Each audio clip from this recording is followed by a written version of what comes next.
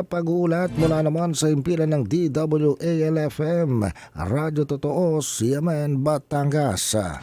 CNN Live. Renz Belda, magandang araw sa iyo. Magandang umaga Ariel, magandang umaga Pilipinas.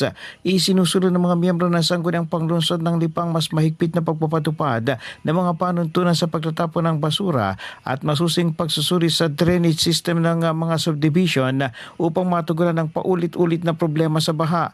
Ayon kay Konsehal Aris Macala, hindi na dapat magsisihan ang isa't isa sa problema sa pagbaha kundi pag-aralan ang ugat nito at magpatupad ng disiplina, partikular sa tamang pagtatapon ng basura. Anya, isa sa mga nakikitang dahilan ng pagbaha ang mga baradong daluyan ng tubig dahil sa basura nga naipon sa mga kanal.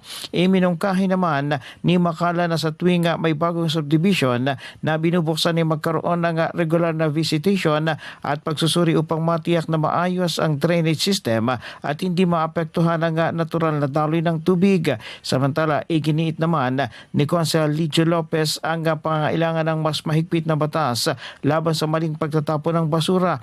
Inirefer ang usapin sa Committee on Laws para sa kaukulang pag-aaral. Para naman kay Konsehal Joel Pua, isa rin sa mga dapat tutukan ang natural flow ng tubig na kadalasang nahaharangan dahil sa pagdami ng mga subdivision at iba pang development.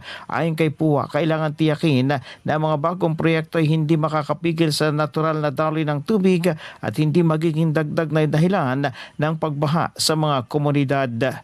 Mula sa DWAL-FM 95.9, ito si Renz Belda ng CMN Batangas, nag-uulat live para sa CMN Pilipinas. CNN Live Nationwide. Maraming salamat, Renz Belda, mula po sa himpilan ng DWAL-FM, Radyo Totoo, CMN Batangas.